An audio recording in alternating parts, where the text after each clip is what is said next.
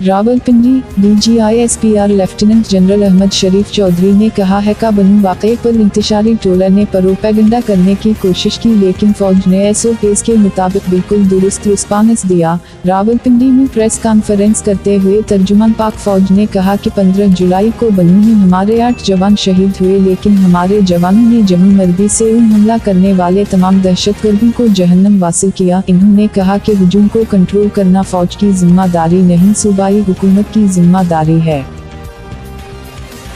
Ankara तुर्की ने Hamas को असलहा और माली मदद देने के इस्राएली इल्ज़ामात मुस्तरद करते हुए उसे झूठ करार दे दिया। तुर्की ने इस्राएली इल्ज़ामात का जवाब देते हुए कहा कि वो उन झूठे इल्ज़ामात को मुस्तरद करता है और इस्राएली इल्ज़ामात ग़ज़ा जंग से तवज्जो हटाने की कोशिश है।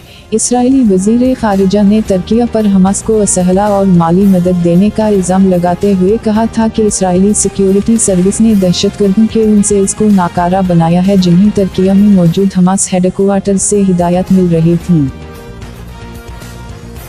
रावलपिंडी बानी पाकिस्तान तहरीक इंसाफ PTI इमरान खान ने GHQ के सामने एहतजाज की कॉल देने का इतराफ़ कर लिया। अड्डियाला जेल में सहाफ़ियों से गैर रस्मी गुफ्तगू करते हुए इमरान खान का कहना था कि 14 मार्च को मेरे घर जमान पार्क पर पुलिस और रेंजर्स ने हमला किया। मेरे वकील ने यकीन दहानी दी थी कि हम शामिल तफ्तीश भी होंगे, गिरफ्तारी भी देंगे। इमरान खान का कहना था कि 18 मार्च को जुडिशल कॉम्प्लेक्स पर फिर पुलिस ने मुझ पर धावा बोला। जुडिशल कॉम्प्लेक्स के अंदर और बाहर शेलिंग की गई।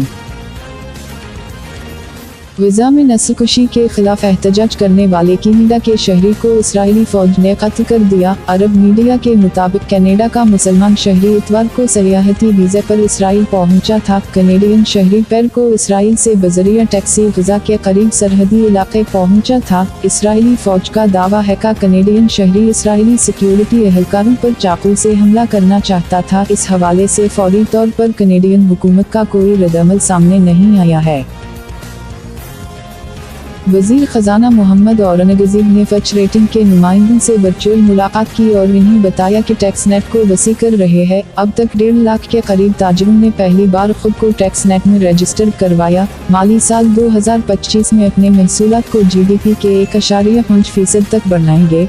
वज़ारत ख़ज़ाना के इलामिया के मुताबिक वज़ीर ख़ज़ाना मोहम्मद औरंगज़ेब ने नए माली साल के अहम मुआशी अहदाफ के हवाले से फच नुमाइंदों को ब्रीफिंग दी, जबकि फच रेटिंग्स एजेंसी के नुमाइंदों ने पाकिस्तान के मालियाती इक़दामात को सराहा।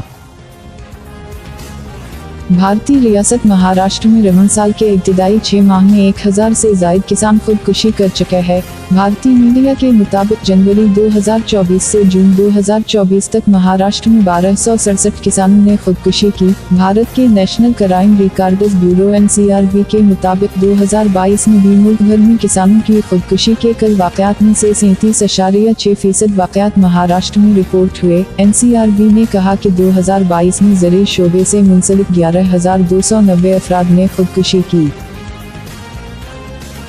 वज़ीर आज़म शहबाज शरीफ की ज़ेर सदारत वफ़ाक़ी काबीना का कल होने वाला इजलास मुलतवी हो गया। ज़राए के मुताबिक वज़ीर आज़म शहबाज शरीफ ने कल वफ़ाक़ी काबीना का अहम इजलास तलब किया था जिसमें PTI पर पाबंदी से मुताल्लिक़ मंजूरी ली जानी थी। ज़राए का बताना है कि वफ़ाक़ी काबीना के इजलास में बानी चेयरमैन PTI इमरान खान, साबिक़ सदर आरिफ अलवी और साबिक़ डिप्टी स्पीकर कासिम सूरी के खिलाफ आर्टिकल 6 के तहत कार्रवाई की मंजूरी भी ली जानी थी। अबूज़बी मुत्तहिदा अरब अमारात ने गैर कानूनी मुजाहिरों पर 57 बांग्लादेशी शहरियों को सजाएं सुना दी। अरब मीडिया के मुताबिक अमन अमान को नुकसान पहुंचाने के इल्ज़ाम में बांग्लादेशी तारिकीन वतन को सजाएं सुनाई गईं। सजाएं अबूज़बी की फेडरल अपील कोर्ट की जानिब से इतवार के रोज़ सुनाई गईं।